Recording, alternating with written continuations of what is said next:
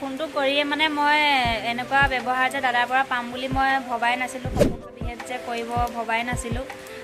মানে কথাখিনি শুনি মই মানুহজনী একেবাৰে ইম'চনেল হৈ গ'লোঁ। কি ক'ম কি নক'ম মোৰ ভাষা নাইকিয়া নিচিনাই হৈ গ'ল। বন্ধু বান্ধৱীসকল, কি খবৰ আপোনালোকৰ? আশা কৰোঁ সকলোৰে খবৰ ভালেই।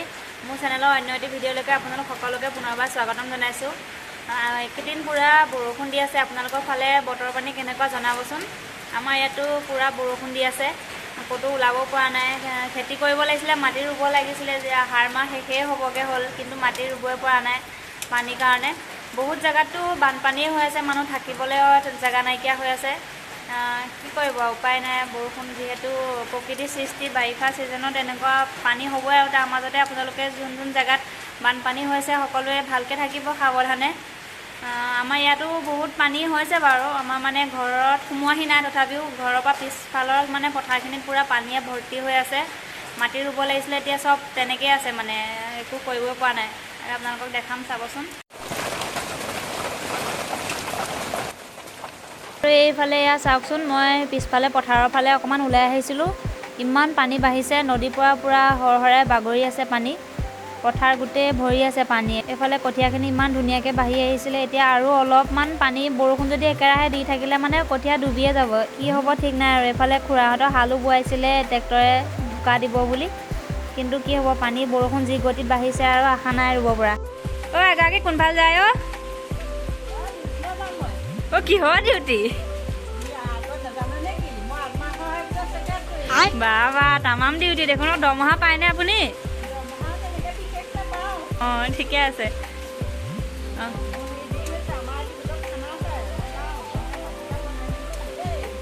ঠিক আছে যাওক দেই। Bye bye. তাৰপিছত এইফালে মাও মিটিঙলৈ গ'ল। তাৰপিছত বাবা আকৌ বজাৰলৈ গৈছিলে। আজি আমাৰ ইয়াতে মানে সোমবৰীয়া বজাৰ বহে সোমবাৰে। তাৰপিছত গৰুকেইটাৰ কাৰণে এখন আঁঠুৱা আনিলে। ইমান কষ্টত থাকে গৰুকেইটা, আঁঠুৱা লৈ আহিলে। তাৰপিছত এইফালে কিবাকিবি বজাৰ আনিছে। এইখিনি আনিছে পটল, আৰু এইফালে আছে এখন চেকনি, এইটো ৰঙালাও। তাৰপিছত এইফালে এইখিনি আনিছে আকৌ চাহ খাবলৈ। বজাৰলৈ গ'লে মানে কি আনিবকৈ ৰখি থাকোঁ ঘৰত, কি খাম চাহৰ লগত। এইফালে গজা আনিলে।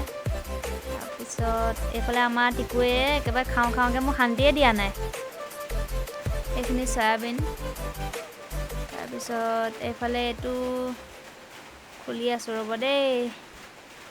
কেমেৰা কৰা মানুহ নাই, এটা হাতে কৰি আছোঁ যে অকণমান অসুবিধা হয়।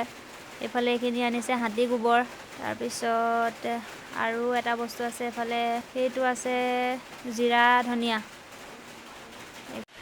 আজি বিশেষ এটা কথা আপোনালোকৰ আগত ক'বলৈ ওলাইছোঁ। মানে ফেচবুক জগতে সকলোৰে পৰিচিত হেপা নামৰ পেজখনেই হেমন্ত নাথ দাদা, তেখেতৰ লগত কথা পাতিছিলোঁ কালি।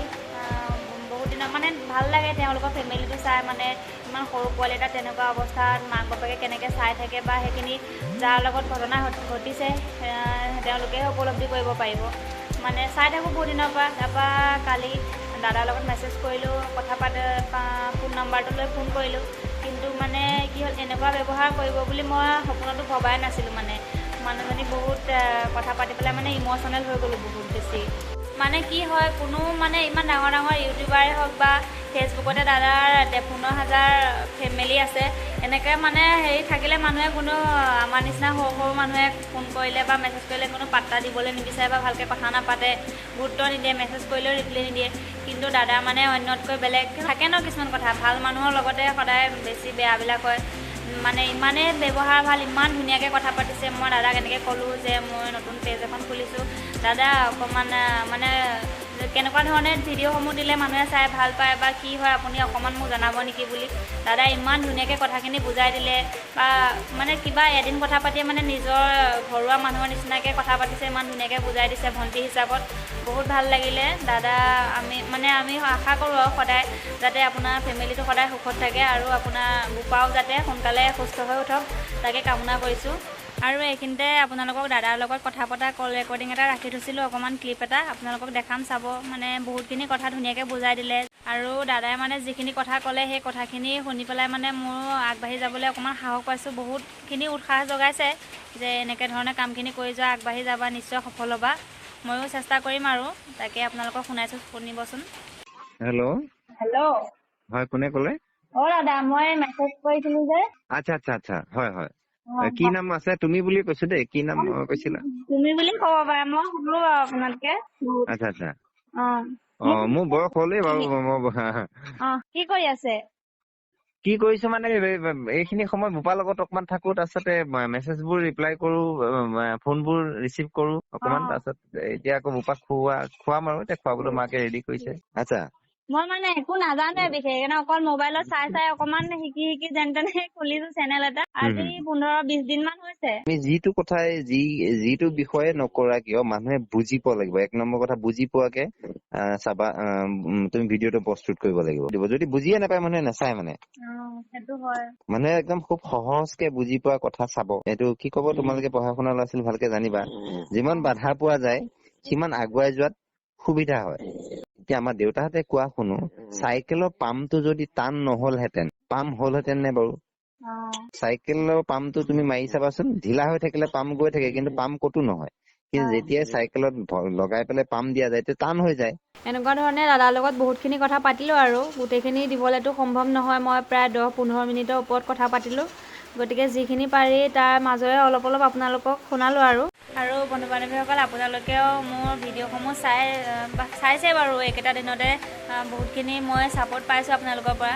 হ'লেও আপোনালোকে ভিডিঅ'খিনি চাই কমেণ্ট কৰি জনাব মোৰ ভিডিঅ'সমূহ চাই কেনেকুৱা পায় বা কেনেকুৱা ধৰণৰ ভিডিঅ'সমূহ আপোনালোকে চাব বিচাৰে। লগতে মোৰ ইউটিউব চেনেলটো ছাবস্ক্ৰাইব কৰি ল'ব আৰু লগতে ফেচবুক পেজখন ফ'ল' কৰি ল'ব। তেতিয়া মানে অলপ মই আগবাঢ়ি যাবলৈ উৎসাহ পাম আৰু। সিমানখিনি আৰু ভিডিঅ'টোত ইয়াৰ আহি ৰাতিয়ে হ'লহি এতিয়া। এফালে ৰাতি খানা বনাই আছোঁ, এফালে মাছৰ গুড়ি ভাজি, এফালে মাটিৰ দাইল উতলি আছে। ফাইনেলি এফালে ভাত ৰেডি হৈ গ'ল। এয়া এফালে মাটিৰ দাইল, মাছৰ গুড়ি ভাজি, এফালে বেতৰ গাজলি ভাজি আৰু এফালে লেগ পিচ এটা আছে আৰু ভোট জলকীয়া। এয়া এনেকৈ আজি ভাত সাজ খাই আজি ভিডিঅ'টো ইমানতে সামৰিছোঁ আৰু। আপোনালোকে ভিডিঅ'টো চাই কেনেকুৱা পালে কমেণ্ট কৰি নিশ্চয় জনাব।